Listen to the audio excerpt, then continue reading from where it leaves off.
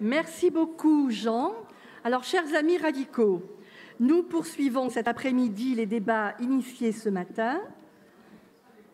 Et je demanderai à toutes celles et ceux qui sont devant les portes de bien vouloir entrer, de façon à ce que nous puissions travailler dans de bonnes conditions et surtout tenir le programme que nous avons imaginé jusqu'à ce soir, car ainsi que vous l'avez constaté sur les documents qui vous ont été remis à l'entrée, notre après-midi est très dense. Mais je ne voudrais pas rester dans le factuel et vous dire que vous avez remarqué que nous avons un fil rouge et un unique fil rouge autour de ce que nous avons appelé la Convention des territoires. Et à cela, 3 raisons politiques.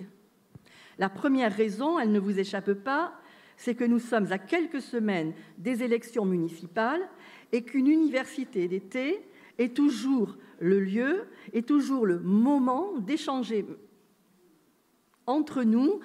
Pardonnez-moi, je laisse notre président s'installer. Donc, je vous disais que l'université d'été, quelle qu'elle soit, est toujours le temps où nous nous retrouvons.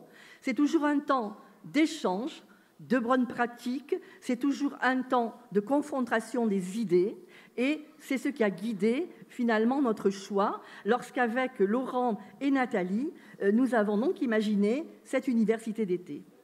La deuxième raison, on vous l'a un petit peu expliqué ce matin parce que Nathalie l'a rappelé et Harold avait pris le relais pour vous expliquer que bientôt, au mois de septembre, allaient arriver des projets de loi.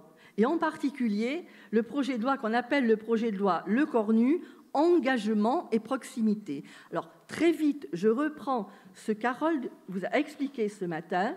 Nous avons un outil qui s'appelle l'atelier et où vous êtes toutes et tous conviés à faire remonter tous les débats que vous pouvez organiser chez vous, de façon à pouvoir enrichir la loi au moment où elle sera proposée au Parlement et de façon à ce qu'en particulier nos sénateurs puissent proposer des amendements. Mais il y a une troisième raison qui, pour moi, est essentielle. Je crois, et vous le savez, au regard de notre histoire commune, que ce que l'on a appelé un temps le municipalisme ne serait rien sans les radicaux.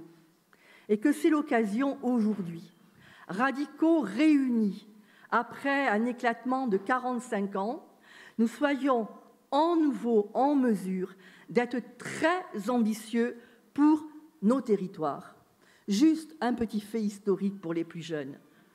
Je crois sincèrement, et certains d'entre vous le savent aussi, il n'y aurait pas eu Lyon sans Édouard Herriot. Il n'y aurait pas eu La Rochelle sans Michel Crépeau. Il n'y aurait pas eu Valenciennes sans Jean-Louis Borloo. Il n'y aurait pas eu Nancy sans André Rossineau et aujourd'hui Laurent Hénart.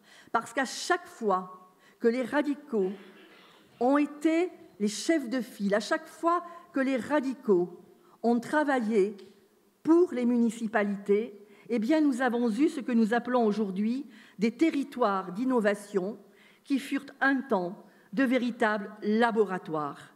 Et c'est cette ambition-là que nous devons porter à nouveau aujourd'hui et nous comptons sur vous pour que toutes les idées qui vont émerger, qui émergent déjà sur vos territoires, eh bien, puissent à nouveau enrichir notre vie politique. Parce que les territoires, c'est l'essentiel de la République. Et je terminerai sur deux petites citations que j'ai retrouvées. C'est vrai, je crois que c'est Édouard Herriot qui nous disait « Les municipalités, les communes, ce sont nos petites patries ». Et puis il y a une femme, parce que de temps en temps, il faut citer les femmes, qui disait, c'était une femme de gauche, et finalement je reprends ce qu'elle a dit, c'était Édith Cresson, qui lorsqu'elle était Premier ministre nous avait dit « Il n'y a pas de territoire sans avenir, il n'y a que des territoires sans projet ». Et ce sont ces projets-là qu'avec Jean-Marc, nous allons essayer... Non Jean,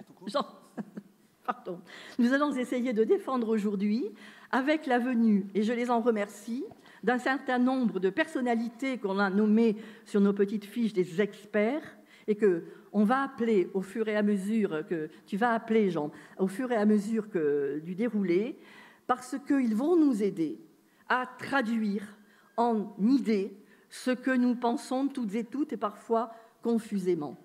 Il faut que nous réinvestissions le champ du politique. Et je crois que le parti le mieux placé aujourd'hui pour réinvestir ce champ tellement beau, tellement ambitieux, à la suite de toutes les personnalités dont je vous ai parlé, eh bien, il nous appartient, à nous radicaux, de le faire vivre à nouveau. Donc, nous allons commencer très vite notre premier atelier, la révolution écologique par les territoires, et nous allons donc, avec Jean, appeler les personnalités. Voilà, avec cet après-midi, donc 3